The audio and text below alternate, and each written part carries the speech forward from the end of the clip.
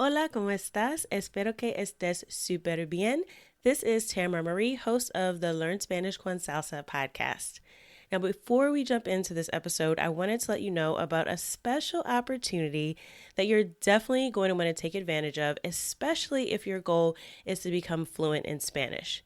For a limited time only, my team is opening the doors to listeners of the podcast to take advantage of a free language coaching session. Now, in this session, it's not just we're teaching you about verbs or grammar, but we're really going to do a deep dive into what are your goals for learning Spanish, assess where you are on your journey to fluency at the moment, and help you map out a 90-day plan for how you can get to fluency.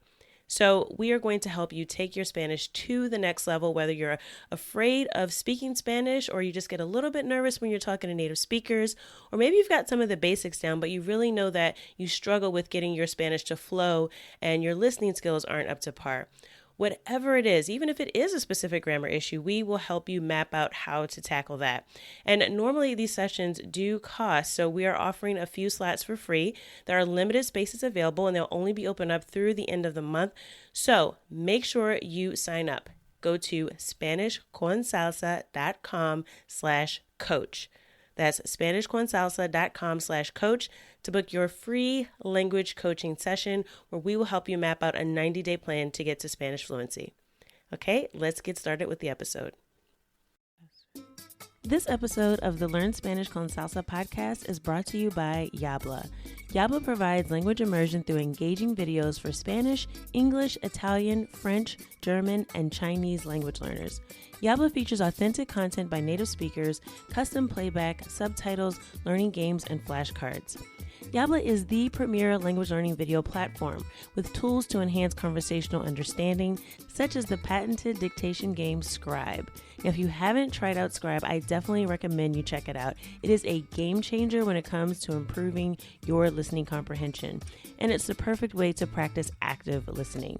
Stream authentic shows and music you enjoy while you learn at the same time. Give Yabla a try today using this special link, yabla.com/salsa. That's YABLA.com/salsa. This episode of the Learn Spanish con Salsa podcast is sponsored by uTalk. When you use the uTalk app, you develop your speaking and listening skills in a new language from day one. uTalk features 145 different languages, including 3 varieties of Spanish. Subscribe today to get access to all 2,500 words and phrases in your target language, covering over 60 different topics. To save 30% on your subscription, go to learnspanishconsalsa.com/uTalk. Happy language learning!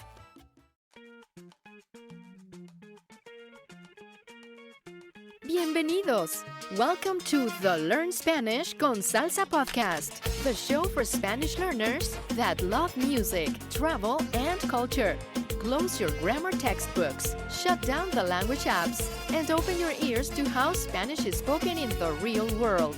Let us show you how to go from beginner to bilingual. Here is your host, certified language coach, Tamara Marie. Hola y bienvenidos al episodio 91.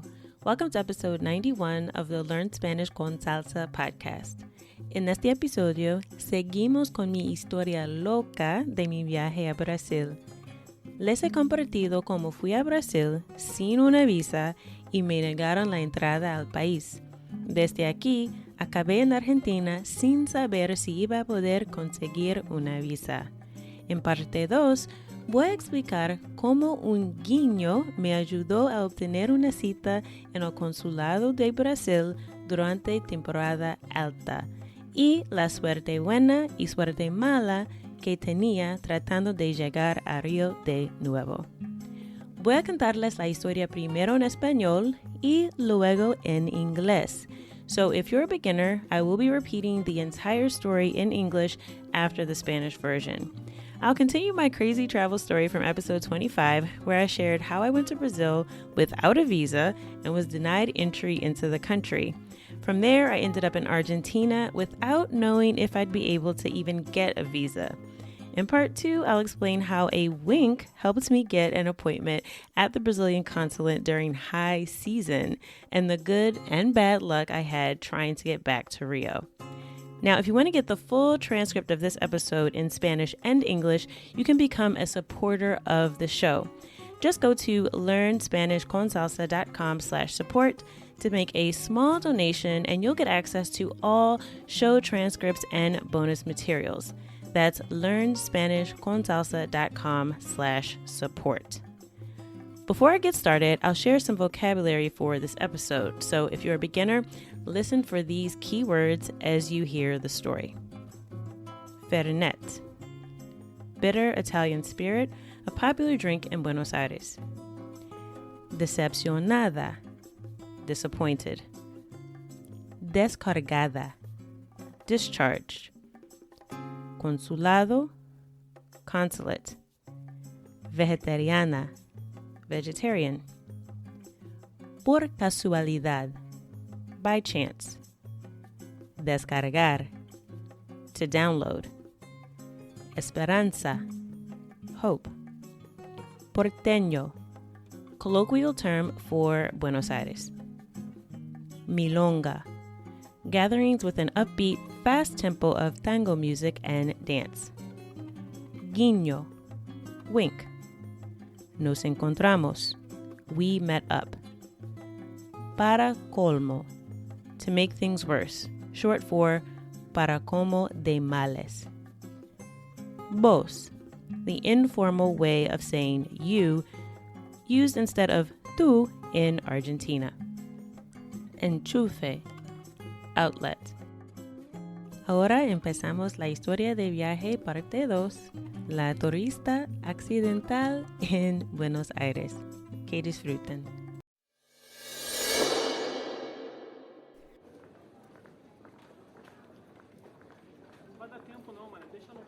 Llegué a la puerta con mi móvil prácticamente descargado. Busqué un enchufe para cargarlo. El avión comenzaría el embarque en 30 minutos. La verdad es que nunca había querido ir a Argentina. No era parte de mi lista de deseos, como llamamos bucket list en inglés. Pero allí estaba yo, a punto de abordar un avión a Buenos Aires. De repente me di cuenta que no tenía dónde quedarme en Argentina. Con prisa, intenté buscar un apartamento en un vecindario seguro y cerca de la embajada. Luego, descubriría que lo que necesitaba era ir al consulado, no a la embajada, pero en ese momento no tenía idea. Por suerte, encontré un apartamento en Airbnb que parecía agradable. Y justo entonces me acordé de un artículo que había publicado en mi propio blog. Unos meses antes, un autor me había enviado un artículo titulado Confesiones de un negro viajando en Buenos Aires. Y él me regaló 2 libros electrónicos que eran guías de viaje por la ciudad, uno para la gente negra y otro para vegetarianos. Resulta que yo era negra y vegetariana y estaba por llegar a Buenos Aires en un par de horas. ¡Qué suerte! Esa no sería la última vez que algo pasaría por casualidad durante este viaje.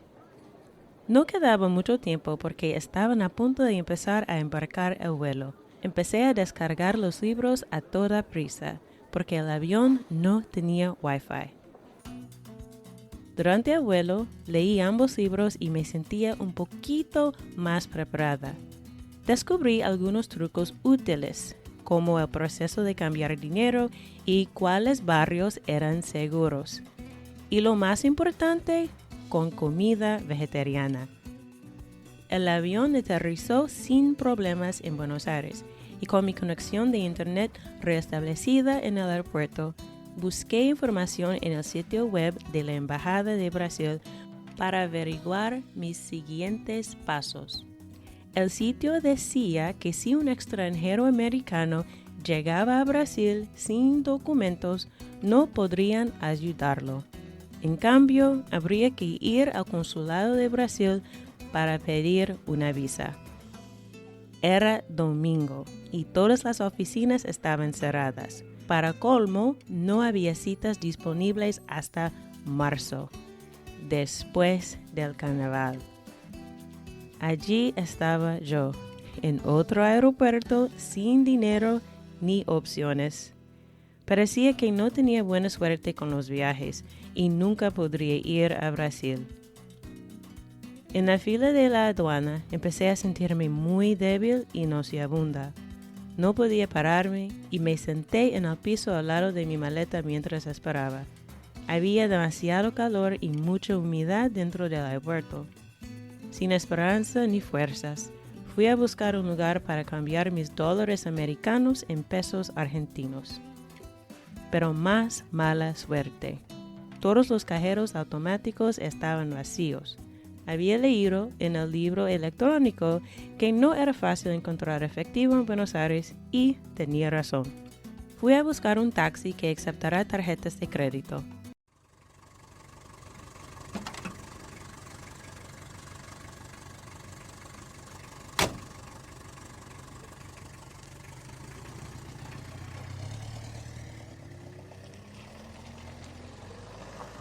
En el taxi tuve un momento para pensar. Me preguntaba, ¿qué diablos estaba haciendo en Argentina? ¿Regresaría a Brasil a tiempo para el carnaval? ¿O en lo absoluto? Al leer la página de la embajada, supe que tenía que ir al consulado de Brasil para conseguir una visa y pagar las tarifas en efectivo. Llamé a mi familia y me pidieron regresar a Estados Unidos inmediatamente. Pero mi suerte estaba por cambiar una vez más. Llegué al apartamento y el dueño de mi Airbnb era un tipo muy amable. El lugar era bonito, con un pequeño balcón y todo lo que necesitaba.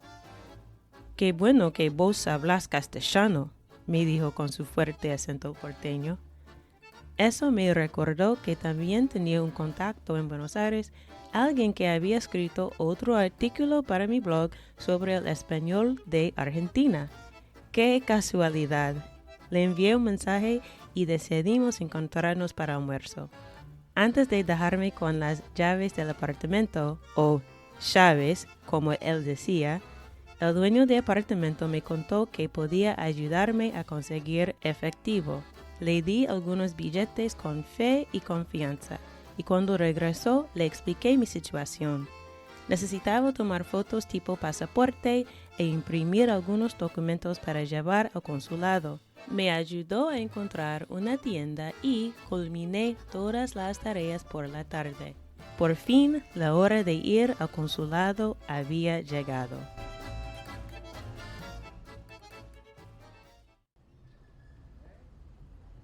Tomé un taxi al centro y entré a un edificio alto con varias empresas. Cuando entré en la recepción, antes de poder leer el letrero para ver en cuál piso quedaba el consulado, el guardia de seguridad me dio una mirada y sin vacilar me dijo, «Quinto piso». Él había asumido que yo era brasileña. Desafortunadamente, la oficina del consulado estaba cerrada y tuve que esperar un día más. Caminando por las calles de la ciudad, me di cuenta de que no había gente negra, pero no me molestaba mucho.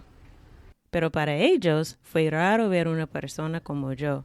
El color de mi piel y la textura de mi pelo no son comunes en Buenos Aires. Luego aprendí que hay una historia triste en que la mayoría de los negros que vivieron allí murieron, y las raíces del famoso baile tango vienen de esos mismos africanos que no aparecen en las milongas hoy en día. El próximo día regresé al consulado. Me paré en la fila como si todo estuviera bien, sabiendo que no tenía una cita. La mujer trabajando detrás de la ventana no parecía tan amable, y después de le conté mi historia no me creyó. con el tono de una madre con un hijo travieso. Me gritó en inglés, español y portugués. Oh, it doesn't work that way. Lo siento. Você precisa de un turno. Siéntate, siéntate. No estaba segura de qué iba a pasar, pero me senté en la silla con una sonrisa. Ella habló en 3 idiomas a la misma vez y le he entendido todo. En la sala del consulado, mientras hablaba con una mujer de Brasil con piel más oscura que la mía, otro guardia de seguridad me susurró algo, pero no podía oírlo. ¿Vos tenéis WhatsApp? ¿Cómo? ¿Vos tenéis WhatsApp? Oh, WhatsApp. Sí, ¿por qué? Bueno, después de termines con tu turno, tal vez salimos a tomar un trago. Pensando en la situación en la que me encontraba, elegí mis palabras con mucho cuidado. No quería matar la esperanza del hombre calvo. Le respondí, vamos a ver, ¿crees que ella me va a ayudar? Un momento, me dio con un guiño. Él fue a hablar con la mujer detrás de la ventana y en un par de minutos me llamó. Ella me preguntó por qué no tenía un pasaje a Río de Janeiro y le conté que no quería desperdiciar mi dinero así si no conseguía una visa. Le expliqué todo lo que había pasado con la aerolínea, pero ella necesitaba pruebas y yo no tenía suficiente dinero. Tuve que ir a un café para imprimir mi reservación original y al Banco Internacional para conseguir más efectivo. Todo antes de el consulado cerrara. Superé algunos problemas con la seguridad de mis cuentas porque tuve que explicar por qué alguien estaba tratando de acceder a mi información desde Argentina si supuestamente yo estaba en Brasil. Y en el banco usé el cajero automático y saqué justamente la cantidad de efectivo que necesitaba. Un par de dólares más y habría sobrepasado el límite. Normalmente no viajo con mi tarjeta de débito, pero por suerte la tenía esta vez. Regresé al consulado y entregué mis documentos y pasaporte con el efectivo. Y el próximo día recogí mi visa nueva.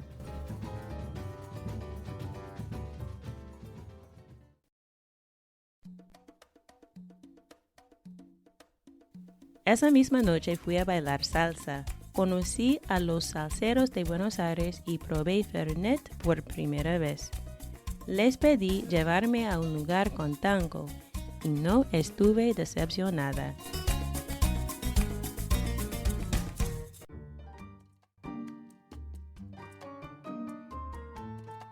Al entrar al lugar, vi una presentación de una pareja de campeones mundiales de baile. Me fascinaba la manera en que bailaban, tan formal e íntimo. Las mujeres con ojos cerrados. En las calles de la ciudad aprendí el paso básico de tango.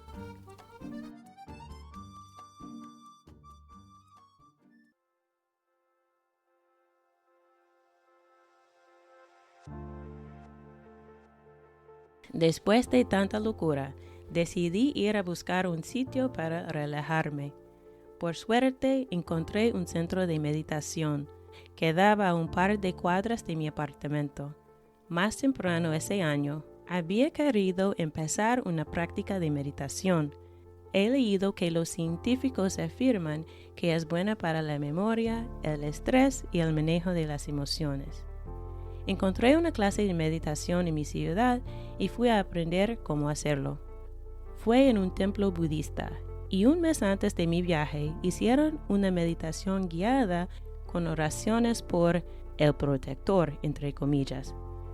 Después de la clase me dieron una tarjetita con su imagen y por alguna razón la traje en la carterita que usaba durante mis viajes. Cuando entré al centro de meditación allí en Buenos Aires, me di cuenta de que era parte de la misma comunidad budista que había encontrado en mi ciudad. ¡Qué casualidad! Escuché una meditación guiada, con ojos cerrados, Respiré profundamente y sabía que todo estaría bien. Hicieron una oración que había escuchado antes, pero esta vez fue en español. Fue la oración de ese mismo protector. Y en ese momento me di cuenta de que en realidad estaba protegida. Había encontrado la bondad de los demás a 5,000 millas de mi hogar y me sentí en casa.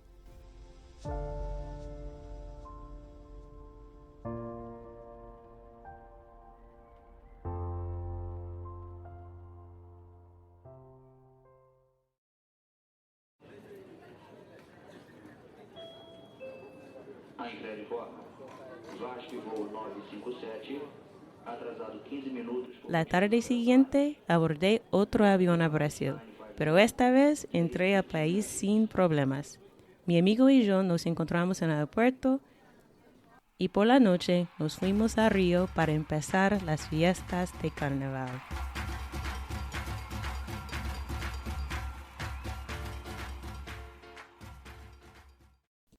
Ahora voy a contarles la historia en inglés. I arrived at the gate with my cell phone almost dead. I looked for an outlet to charge it.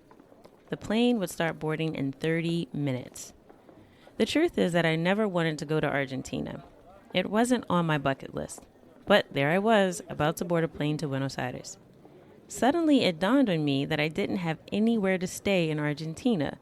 Quickly, I tried to find an apartment in a safe neighborhood close to the embassy.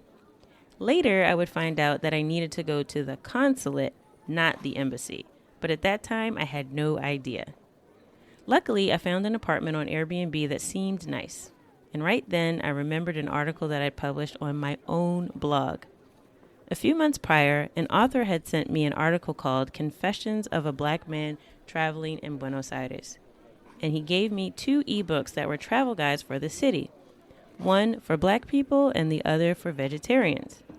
It just so happened that I was Black and vegetarian and about to arrive in Buenos Aires in a few hours. How lucky was that? That wouldn't be the last time that something happened by chance during this trip. There wasn't much time left because they were about to start boarding the flight. I started to download the books quickly because the plane didn't have Wi-Fi. During the flight, I read both books and I felt a little more prepared. I learned some helpful tips, like the process for exchanging money and which neighborhoods were safe. And more importantly, had vegetarian food. The flight landed safely in Buenos Aires, and with my internet connection reconnected in the airport, I looked for information on the Brazilian embassy's website to figure out my next steps. The site said that if an American had arrived in Brazil without paperwork, the embassy would not be able to help.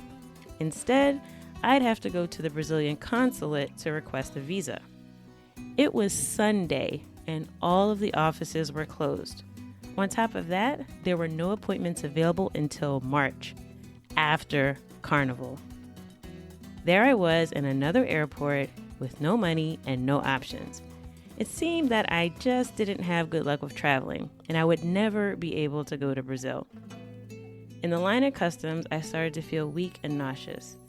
I couldn't stand, and I sat on the floor next to my suitcase while I was waiting. It was so hot and humid inside the airport. Without hope or any strength, I went to look for a place to exchange my American dollars for Argentine pesos. But more bad luck. All of the ATMs were empty. I'd read in the ebook that it wasn't easy to find cash in Buenos Aires, and it was right. I went to look for a taxi that would accept credit cards.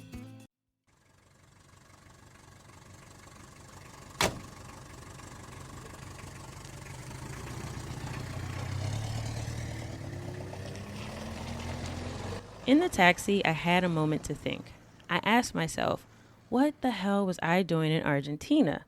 Would I make it to Brazil in time for Carnival? Or would I make it back at all? Reading the embassy's website, I found out that I'd have to go to the Brazilian consulate to get a visa and pay the fees in cash. I called my family and they pleaded with me to return to the U.S. right away. But my luck was about to change once more. I arrived at the apartment and the owner of the Airbnb was a really nice guy. The place was nice, with a little balcony and everything that I needed. "It's good that you speak Spanish," he told me with his strong Buenos Aires accent. That reminded me that I also had a contact from the city, someone else that had written another article for my blog about Spanish from Argentina. What a coincidence. I sent him a message and we decided to meet up for lunch. Before the owner left me with the keys to the apartment, he told me that he would help me get cash. I trusted him and gave him some bills, and when he came back, I explained my situation to him. I needed to take passport photos and print some documents to take to the consulate. He helped me find a store, and I finished all the errands that afternoon. Finally, it was time to go to the consulate. I took a taxi downtown and entered a tall building with several businesses. When I entered the lobby, before I could even read the sign to see on what floor the consulate was located, the security guard gave me one look and without hesitation told me, "5th floor." He had assumed that I was Brazilian. Unfortunately, the office of the consulate was closed, and I had to wait another day. Walking the streets of the city, I realized there weren't any black people, but it didn't bother me much. But for them, it was strange to see a person like me. The color of my skin and the texture of my hair aren't very common in Buenos Aires. Later, I learned that there is a sad history in which the majority of black people that lived there died. And the roots of the famous tango dance came from those same Africans that don't appear at the tango dances at all these days. The next day, I went back to the consulate. I stood in line like everything was cool, knowing that I didn't have an appointment. The woman working behind the window didn't seem that nice, and after I told her my story, she did not believe me. With the tone of a mother with a mischievous child, she yelled at me, "Oh, it doesn't work that way. I'm sorry. You need an appointment. Sit down. Sit down." I wasn't sure what was going to happen, but I sat in the chair with a smile on my face. She had yelled at me in 3 languages at the same time, and I had understood everything she said. In the consulate's waiting room, while I was talking to a Brazilian woman with skin darker than mine, another security guard whispered something to me, but I couldn't hear him. "Do you have WhatsApp?" "What's that?" I asked. "Do you have WhatsApp?" "Oh, WhatsApp. Yeah, why?" "Well, after you finish with your appointment, maybe we can go out for a drink." Thinking about the situation I was in, I chose my words very carefully. I didn't want to kill the bald man's hope. I responded, "Well, let's see. Do you think she's going to help me?" "One moment," he told me with a wink. He went to talk to the woman behind the window, and a few minutes later, she called me up. She asked me why I didn't have a plane ticket to Rio, and I told her that I didn't want to waste my money on a plane ticket if I didn't get a visa. I explained everything that had happened with the airline, but she needed proof, and I didn't have enough money. I had to go to a cafe to print my original reservation and to an international bank to get more cash, all before the consulate closed. I overcame some problems with my account security because I had to explain why someone was trying to access my information from Argentina if I was supposed to be in Brazil. At the bank, I used the ATM to take out just the amount of cash I needed. A few dollars more and I would have gone over the withdrawal limit. Normally, I don't even travel with my debit card, but luckily I had it with me this time. I went back to the consulate and gave them my documents and passport with the cash. And the next day, I picked up my new visa.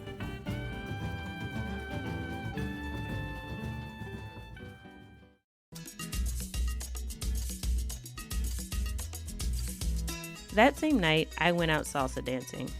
I met the salsa dancers in Buenos Aires, and I tried Fernet for the first time. I asked them to take me to a place with tango dancing, and I was not disappointed.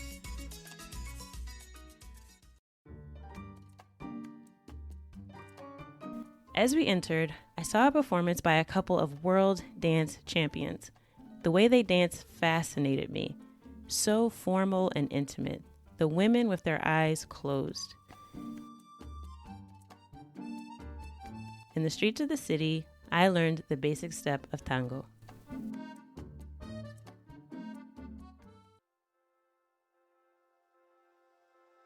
After so much craziness, I decided to look for a place to relax. Luckily, I found a meditation center. It was located a few blocks from my apartment. Earlier that year, I had wanted to start a meditation practice. I've read that scientists say it's good for memory, stress, and emotional management. I found a meditation class in my city, and I went to learn how to do it. It was a Buddhist temple, and a month before my trip, they held a guided meditation with prayers for, quote-unquote, the protector. After the class, they gave me a little card with his picture, and for some reason, I brought it in my small purse I use when I travel. When I entered the meditation center there in Buenos Aires, I realized that it was part of the same Buddhist community that I'd found in my city. What a coincidence! I listened to a guided meditation, and with my eyes closed, I breathed deeply, and I knew that everything would be okay. They played the same prayer I had heard before, but this time it was in Spanish. It was a prayer of the same protector. And in that moment, I realized that I really was protected. I had found the kindness of others 5,000 miles from home, and I felt right at home.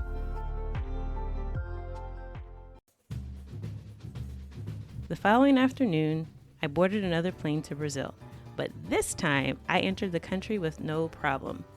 My friend and I met up at the airport, and that night we went to Rio to join the party for carnival.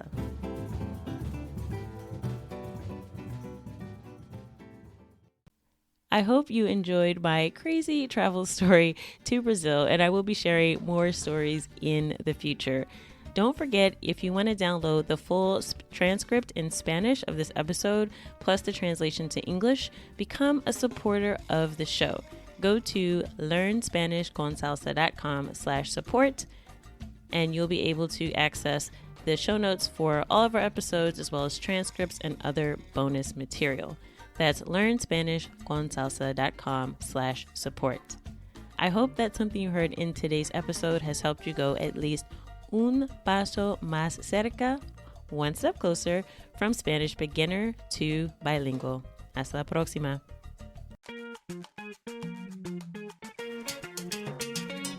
Thank you for listening to the Learn Spanish con Salsa podcast at learnspanishconsalsa.com.